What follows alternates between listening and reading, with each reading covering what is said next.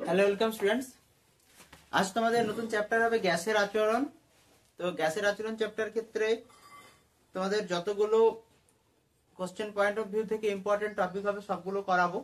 তার সাথে সাথে তোমরা খাতা পেন নিয়ে বসবে এবং যেগুলো লেখাবো সেগুলো কিন্তু সঠিকভাবে নোটস বানাতে থাকবে, তাহলে সেক্ষেত্রে তোমাদের সুবিধা হবে এবং তোমরা at the end of the ভিডিওটা দেখবে। আর যদি কোনো ডাউট থাকে সেক্ষেত্রেও কমেন্ট করবে, আর যদি ভালো লাগে সেক্ষেত্রেও কমেন্ট করবে। দেখো আজকে চ্যাপ্টারের নাম কি? গ্যাসের আচরণ। গ্যাসের আচরণ। তো যেহেতু চ্যাপ্টারের নাম গ্যাসের আচরণ, তো সেক্ষেত্রে আমরা সেখানে পড়বোটা কি? সেখানে আমরা পড়বো যে গ্যাস সম্পর্কিত কিছু জিনিস। তো সেক্ষেত্রে গ্যাস কি সেটা কিন্তু আমাদের সবার আগে জানতে হবে। তাহলে আমি যদি বলি গ্যাস কি, তাহলে সেক্ষেত্রে বলতে পারি যে গ্যাস কতগুলি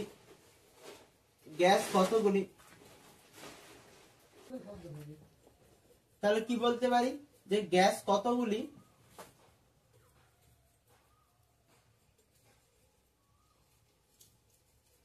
অণু বা পরমাণু সমষ্টি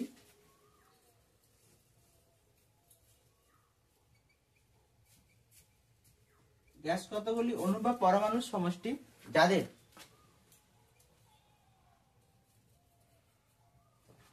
এক নম্বর উচ্চ সংকোচনশীলতা,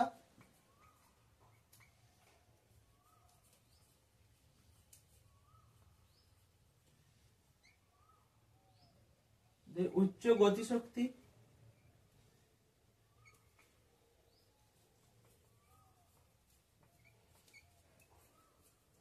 আচ্ছা 3 নম্বর পরিবর্তনশীল আয়তন।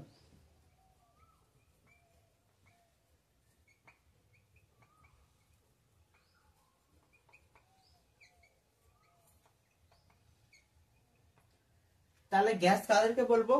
যারা কতগুলি অণু বা পরমাণু সমষ্টি এবং যাদের মধ্যে মাস্ট বি এই তিনটে বৈশিষ্ট্য থাকবেই।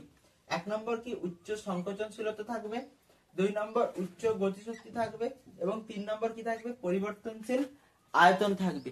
তাহলে সেক্ষেত্রে আমরা তাদেরকে কি বলবো? গ্যাস। তাহলে যদি তোমাদেরকে কোশ্চেন দেয় এখানে যে গ্যাসের বৈশিষ্ট্য কি বা গ্যাসের কি বৈশিষ্ট্য, সেখানে তোমরা কি বলবে? যে 1 নম্বর তো উচ্চ সংকোচনশীলতা, উচ্চ গতিশক্তি এবং পরিবর্তনশীল আয়তন কি হবে গ্যাসের বৈশিষ্ট্য। এবার আমরা ইন জেনারেল যে টার্ম গুলো হয় গ্যাসের ক্ষেত্রে, আমরা যখন চার্লস এবং বয়েলসের সূত্রে পড়বো, তো সেক্ষেত্রে যে ইন জেনারেল টার্ম গুলো হয় সেই টার্ম গুলো কিন্তু আমরা আগে একটু জেনে নেওয়ার চেষ্টা করব। তো সেক্ষেত্রে দেখো, আমি যদি বলি গ্যাসের মধ্যে পরিবর্তনশীল,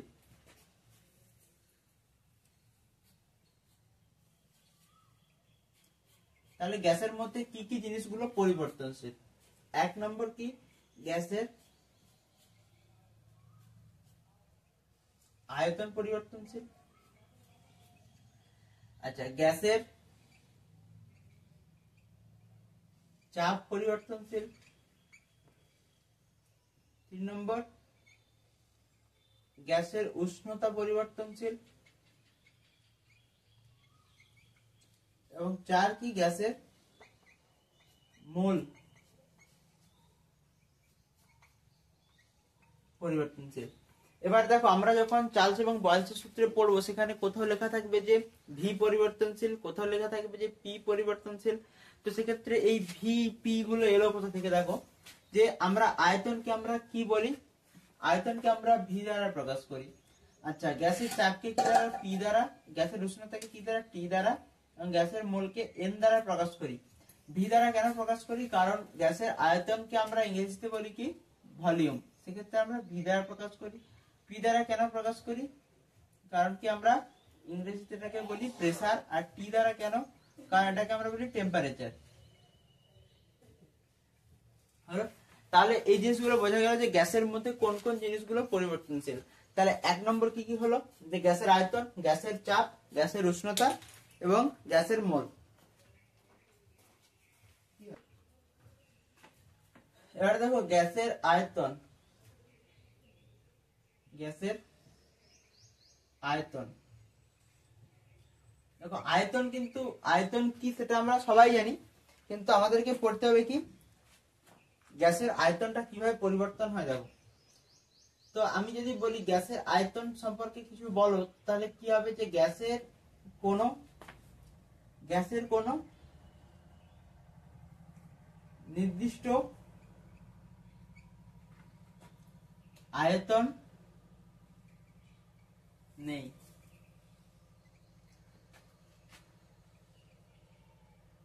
যে পাত্রে রাখা হয়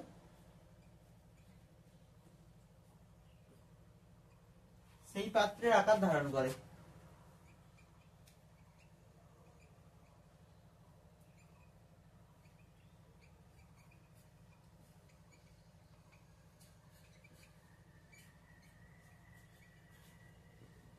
হলো। আচ্ছা, এখানে নোট দিয়ে একটা ইম্পর্টেন্ট জিনিস লিখে রাখো, যে গ্যাসের যদি আমাদের বলে যে গ্যাসের আয়তনকে আমরা কি বলবো, গ্যাসের আয়তন সমান কি হবে,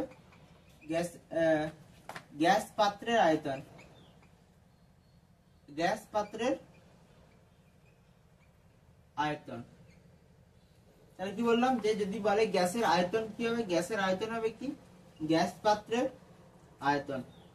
তাহলে এখানে আমি একটা কোশ্চেন দিচ্ছি, কোশ্চেনটা তোমরা ভিডিও পজ করবে, ভিডিও পজ করার পরে কোশ্চেনটা করবে, কোশ্চেন করার পরে কমেন্টে লিখবে অ্যান্সার, তারপরে গিয়ে আবার ভিডিও দেখবে।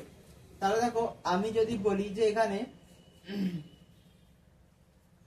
এই একটা জার বা এই একটা কন্টেনার, এই কন্টেনারটার কত লিটারের কন্টেনার, এটা হচ্ছে 10 লিটারের একটা কন্টেনার।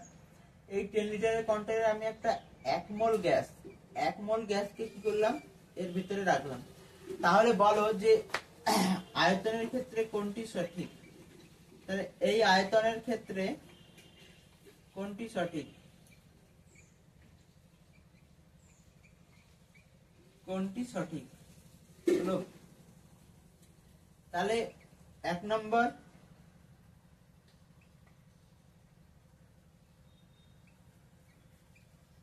1 লিটার, 2 নম্বর 5 লিটার, 3 নম্বর 10 লিটার, 4 নম্বর 20 লিটার। তাহলে দেখো এখানের মধ্যে কোনটি সঠিক। তাহলে দেখো আমি আগেই বলেছি যে গ্যাসের আয়তন সমান কি হবে, গ্যাস পাত্রের আয়তন। তাহলে দেখো এটা কত লিটারের কত লিটারের কন্টেনার ছিল, এটা ছিল যে 10 লিটারের কন্টেনার। তাহলে যে আমি 1 মোল গ্যাস রাখি বা 10 মোল গ্যাস রাখি, তাহলে সেটা কি হবে, গ্যাসের আয়তন কি হবে, গ্যাস পাত্রের আয়তনের সমান হবে। তাহলে যেহেতু এটা 10 লিটারের কন্টেনার, তাহলে 1 মোল গ্যাস রাখলে সেটার আয়তন কত হবে, 10 লিটার হবে। আশা করি এটা সম্পর্কে কোনো রকম সমস্যা নেই আর।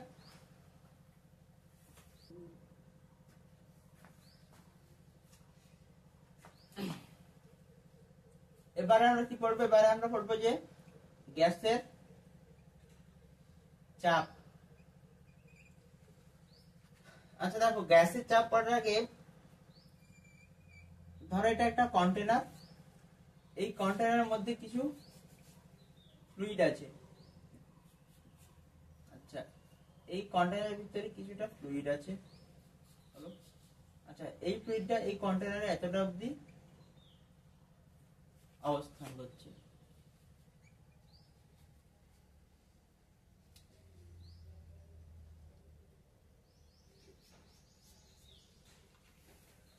এইবার দেখো এইখানে যে ফ্লুইডটা আছে বা এইখানে যে তরলটা নেওয়া হয়েছে, তরলটা কি, তরলটা হলো কি পারদ বা মার্কিউরি। কেন জল কেন নেওয়া হয়নি, কারণ কি তরলের এই যে পারদ, এই পারদ তো 1 নম্বর কাঁচের গায়ে লেগে থাকে না প্রথমত, আর দ্বিতীয়ত এর যে ঘনত্ব বা এর যে ডেনসিটি, এর ডেনসিটি সব জায়গায় সমান। আমি যদি বলি এটাকে এ পয়েন্ট, এটাকে বি পয়েন্ট, আর এটাকে যদি আমি সি পয়েন্ট বলি, তাহলে প্রত্যেকটা পয়েন্টেই কি হবে, এই পারদের ঘনত্ব সমান হবে এবং এই পারদ কাঁচের গায়ে লেগে থাকে না, সেই কারণের জন্য কি এখানে পারদ নেওয়া হয়েছে। তাহলে দেখো আমি যদি এখানে একটা পয়েন্ট এ বলি, এটাকে একটা পয়েন্ট বি বলি, এটাকে পয়েন্ট সি বলি, তাহলে পয়েন্ট এর ক্ষেত্রে বলো পয়েন্ট এ, পয়েন্ট এ, তাহলে পয়েন্ট এর ক্ষেত্রে কিসের চাপ লাগছে বলো তো, পয়েন্ট এর ক্ষেত্রে কিসের চাপ? দেখো এখানে তো কিছু নেই, শুধুমাত্র এইটুকু জায়গায় ফ্লুইড আছে বা এইটুকু জায়গায় পারদ আছে। এর পরের অংশ পুরোটা ফাঁকা, ফাঁকা মানে এর উপর নিশ্চয়ই বায়ুমণ্ডলীয় চাপ লাগছে।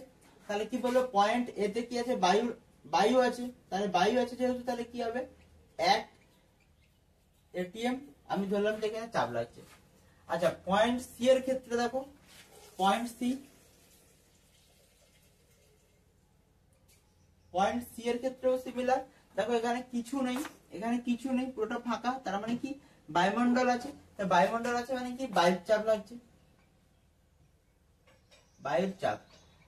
হ্যালো, আচ্ছা, কিন্তু এই যদি পয়েন্ট বি দেখি, এই পয়েন্ট বি যদি দেখো, পয়েন্ট বি এর উপরে দেখো কিছুটা পরিমাণ কি হয়ে গেছে, দেখো পারদটা কিছুটা উঠে গেছে। তো এই পয়েন্ট বি এর ক্ষেত্রে যে পরিমাণ পারদটা উঠেছে সেটা কত হবে, সেটা হলো কি 76 সেমি পার এইচজি, 76 সেমি এমএম পার এইচজি। তাহলে কি হলো দেখো, তাহলে প্রমাণ বায়ুমণ্ডলীয় চাপ, তাহলে এখান থেকে কি আসলো, এখান থেকে আসলো যে প্রমাণ বায়ুমণ্ডলীয় চাপ সমান, প্রমাণ বায়ুমণ্ডলীয় চাপ সমান কত, 76 সেমি পারদ স্তম্ভের সমান, 76 সেমি পারদ স্তম্ভের সমান।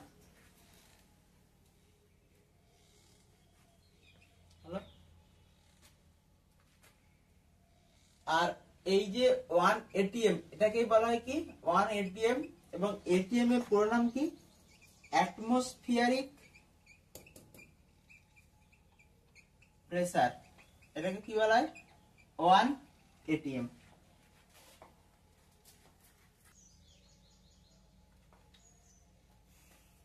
এবার দেখো, এটা নোট দিয়ে খাতার পাশে একটা থেকে লিখে রাখবে, নোট দিয়ে, যে কোথাও যদি এই গ্যাসের আচরণ চ্যাপ্টারের ক্ষেত্রে কোথাও যদি আমাদেরকে বলে যে কোশ্চেনে দেওয়া আছে টেম্পারেচার দেওয়া আছে, হলো, তো ডিগ্রিতে দেওয়া আছে, তাহলে সেক্ষেত্রে আমরা কি করব,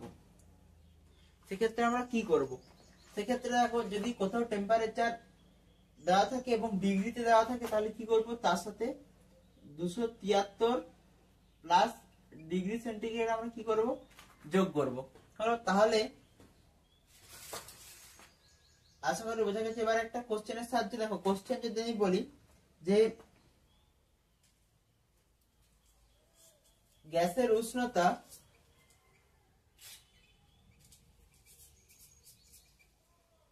30 ডিগ্রি সেন্টিগ্রেড হলে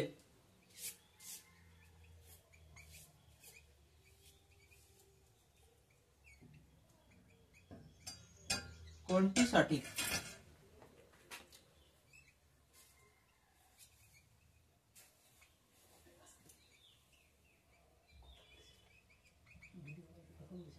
তিনশো তিন কে এবং সি 273 কে এবং ডি 200 কে। তাহলে এর মধ্যে কোনটি সঠিক? যদি কোথাও গ্যাসের তাপমাত্রা দেওয়া থাকে সেক্ষেত্রে কি করব, আমরা সেই পুরো তাপমাত্রাকে ডিগ্রি সেন্টিগ্রেড থেকে কেলভিনে নিয়ে যাব।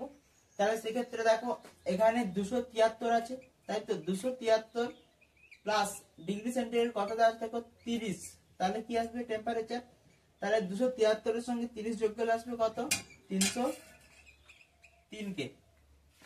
তাহলে অ্যান্সার হবে বি।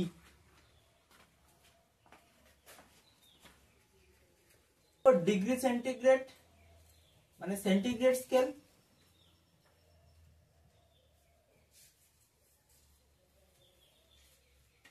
সেন্টিগ্রেড স্কেল ও ফারেনহাইট স্কেলের মধ্যে সম্পর্ক।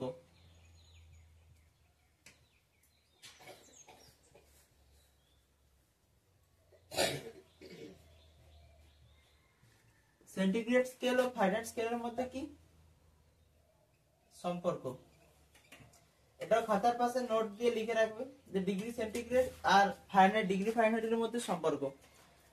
তাহলে সম্পর্ক হচ্ছে C/5 সমান F মাইনাস 32/9। তাহলে এখানে কি সি কি, সি হচ্ছে কি সেন্টিগ্রেড স্কেল, আর এফ কি, এ হচ্ছে ফারেনহাইট।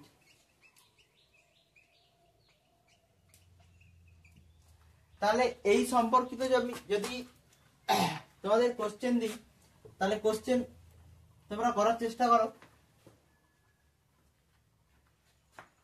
কোশ্চেন যদি বলি যে কোন গ্যাসের উষ্ণতা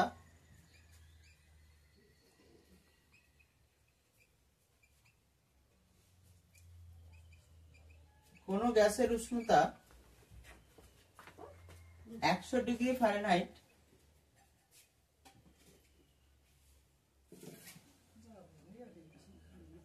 হলে ওই গ্যাসের তাপমাত্রা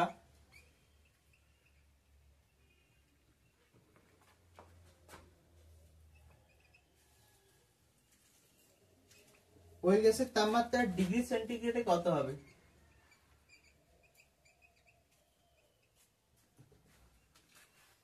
তাহলে দেখো এখানে যদি তোমরা দেখে প্রথমে না বুঝতে পারো যে কি করবে, দেখো এখানে তোমরা আগে যে গিভেন ডেটাটা দেওয়া আছে সেই ডেটাটা কি করবে এখানে লিখবে। যেমন এখানে কি দেওয়া আছে, এখানে দেওয়া আছে যে ডিগ্রি ফারেনহাইট স্কেলের মান দেওয়া আছে। দেখো ফারেনহাইট স্কেলের মান কত দেওয়া আছে?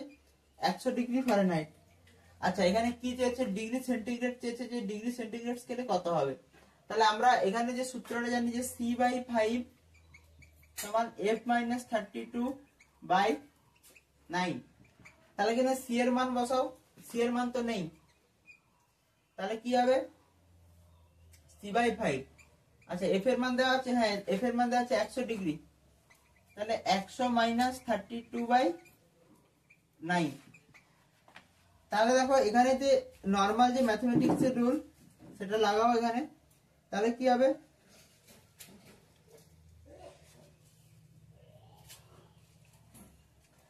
9C/5 সমান 5 × 100 - 32।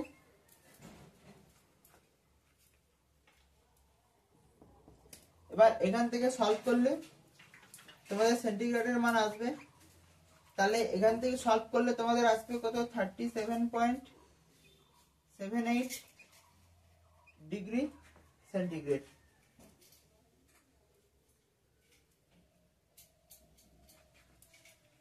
তাহলে আশা করি এটা তোমাদের বুঝতে কোনো রকম অসুবিধা নেই। আর যদি কোনো সমস্যা হয় তাহলে তোমরা কমেন্ট করে জানাবে।